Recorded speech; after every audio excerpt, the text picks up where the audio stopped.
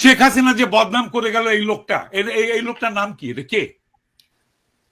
উনি একজন শিক্ষক। তাজুল ভাই, আমার মনে হয় আমিও শিক্ষক, আমি শিক্ষকদের শিক্ষক। ওকে, আমি বলছি এখন পদ্মা সেতু, rail line, metro rail, elevated expressway, third terminal, Hatirjheel প্রকল্প, পূর্বাচল 300 ফিট, উড়াল সেতু নির্মাণ, বঙ্গবন্ধু যমুনা সেতু, যমুনা রেল সেতু, সমুদ্র সীমা বিজয়, বঙ্গবন্ধু স্যাটেলাইট, রূপপুর পারমাণবিক বিদ্যুৎ কেন্দ্র, Karnaphuli tunnel, Cox's Bazar rail line, Cox's Bazar আন্তর্জাতিক বিমানবন্দর, ঢাকা ও চট্টগ্রাম এক্সপ্রেসওয়ে, দায়রা বিদ্যুৎ কেন্দ্র, রামপাল বিদ্যুৎ কেন্দ্র, মাথারবাড়ি তাপ বিদ্যুৎ কেন্দ্র, 119টি বিদ্যুৎ কেন্দ্র স্থাপন, পায়রা সমুদ্র বন্দর, 100টি ইকোনমিক জোন, 560টি মডেল মসজিদ, 1681টি মাদ্রাসা ভবন নির্মাণ, কওমি মাদ্রাসার স্বীকৃতি, উন্নয়নশীল দেশের উন্নতিকরণ, রোহিঙ্গাদের আশ্রয়দান, সমস্ত দেশকে রেলওয়ের আওতায় আনার উদ্যোগ, ফ্লাইওভার নির্মাণ, মহাসড়কগুলোকে 4, 6 ও 8 লাইনে উন্নীত করা, এশিয়া হাইওয়ে রোড প্রকল্প,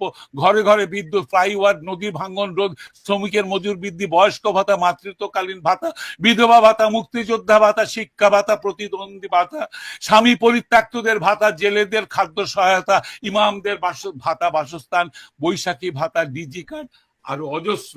আমার দম কুলাচ্ছে না এতগুলো পড়তে। 15 বছরে যদি এতগুলো কাজ কেউ করে থাকে, তাকে কোন চক্রান্তকারী এই টাকা পাচার করার দেয়?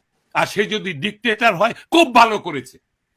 বাংলাদেশের গত 10 মাসে প্রমাণিত যে বাংলাদেশের ডিক্টেটরশিপ না থাকলে যে কোনো মানুষ যে কোনো মানুষকে মব লিঞ্চিং করবে, ধর্মের নামে করবে, হিন্দু বলে করবে, কপারে টিপ পরেছে বলে করবে, মাথায় হেজাব দেয়নি বলে করবে, মাথায় টুপি পরেনি বলে করবে, মাথায় জটা থাকলে করবে, মাজারে বসে ফকির হলে তাকে মারবে।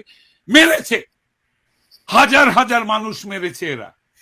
ডিক্টেটরশিপ ছাড়া এটা কোনোদিনও কন্ট্রোল সম্ভব নয়। খুব ভালো করেছেন আওয়ামী লীগ শেখ হাসিনা ডিক্টেটরশিপ করে। তার উচিত ছিল আরো ডিক্টেটরশিপ করে এগুলোকে দমন করা। এইটাই আমি মনে করি। বাংলাদেশের মানুষের কপালে গণতন্ত্রের দরকার নেই। যারা জাতির পিতাকে হত্যা করে তার 54 বছর পর তার ভাস্কর্যের মাথায় পেশাব করে, সেই জাতির জন্য স্বাধীনতারও দরকার নাই। এরা পাকিস্তানের গোলাম হোক। পাকিস্তান তো এসছে, সঙ্গে সঙ্গে পা চাটা শুরু করেছে। এই জামাতে ইসলাম পা চেটেছে পাকিস্তানে, এখনো চাটতেছে। এই চাটার দল আমি মুক্তিযোদ্ধাকে ক্যাটাগরাইজ করতে আসছো? আমার স্টেন গানটা আমার হাতে ফেরত দাও, তারপরে তুমিও একটা নিয়ে আসো, দেখি তোমার হেরম কত দূর। আমি 72 বছর, আসো যুদ্ধে, আমি 72 বছরে যুদ্ধ করব। Give me my arms back.